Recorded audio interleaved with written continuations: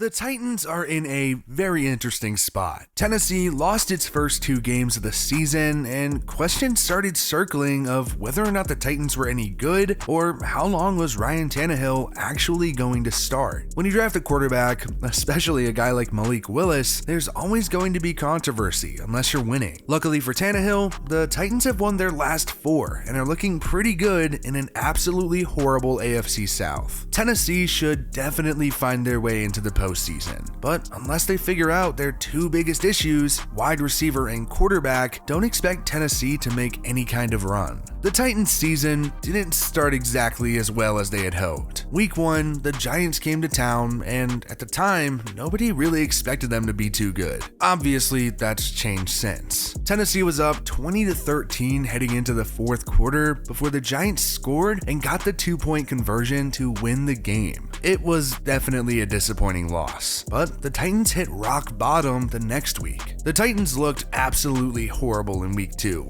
and lost 41-7 to the Bills, and it was ugly. That was one hard one to watch. Ryan Tannehill tossed 2 picks, and Malik Willis got his first action, but didn't do too much. Things weren't exactly looking great in Tennessee at 0-2, but everything has turned around since. Week 3 was a battle of 2 winless teams, and the Titans just barely got the best of the Raiders. Las Vegas was close to coming back, but came up short to give Tennessee its first dub of the season, and it's been all uphill from there. The Titans' first divisional game was in week 4, and the Titans got the best of the Colts. Then Tennessee visited the Commanders and came out with another win to enter the early bye at 3-2. Tennessee completed its sweep of the Colts in week 7 in what ended up maybe being the Colts' final straw with Matt Ryan. Now, it's not very hard to pinpoint the biggest problem with the Titans' offense: wide receiver. Kind of funny how that works. The Titans are in the same spot as the Packers, where the team is clearly worse than last year after trading away their star wideout. Green Bay shipped off Devontae Adams, and Tennessee traded away A.J. Brown to the Eagles for a first and a third. Clearly, life has gone better in Philadelphia since the trade. The Eagles are the only undefeated team in football, and A.J. has over 500 yards and 2 touchdowns. He's still doing his thing, but his absence is very clear in Tennessee.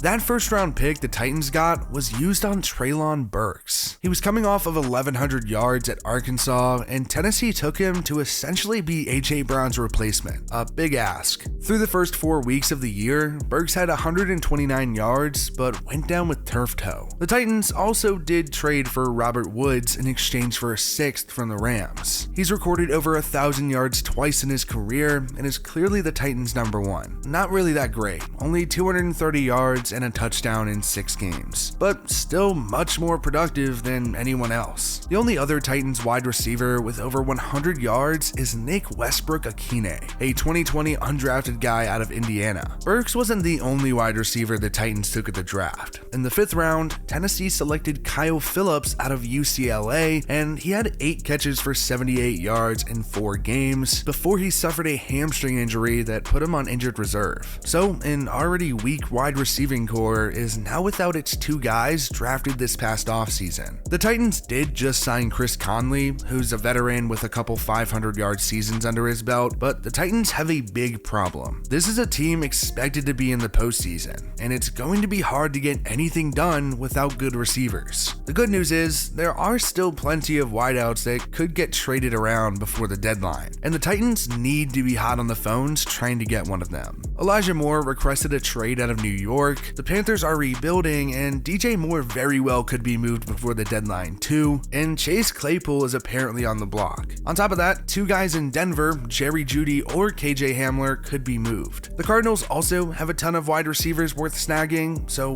why not call about AJ Green or Greg Dortch? There are wide receivers that can be acquired, but Tennessee has to make sure it gets one, because the roster right now just isn't going to cut it. The Titans are likely going to end up in the playoffs, and have had recent success, but there's always been one caveat: quarterback play. Is Ryan Tannehill good enough to help the Titans go on a run? I mean, last season was by far his worst in Tennessee. He threw for over 3,700 yards and 21 touchdowns, but it came with 14 interceptions, more than he threw in his first 2 years in Tennessee. So far through 6 weeks this season, Tannehill has thrown for over 1,000 yards and 6 touchdowns to 3 interceptions. Clearly, the Titans don't have all the faith in the world in Ryan Tannehill, and that's why at the draft, Tennessee took Malik Willis in the 3rd round. There is an out in Tannehill's contract after this season, and I wouldn't be shocked if he gets the boot or the Titans just end up in the same situation the 49ers did this past offseason with Trey Lance and Jimmy Garoppolo. On Sunday, Ryan Tannehill suffered an ankle injury and ended up in a walking boot. That leaves a huge question of who starts this weekend, Ryan Tannehill or Malik Willis. Regardless of whether or not Tannehill is the guy behind center, we're probably going to start seeing a lot more of Malik Willis. He ended up lining up at wide receiver twice before he came in after Tannehill got hurt briefly. That was the first time we'd seen Willis since the Bills' blowout when he came in and went 1 of 4 for 6 yards. Ryan Tannehill is not an elite quarterback, and the Titans know they need that to make a serious run. But is Malik Willis even close to ready to take the reins anytime soon? I mean,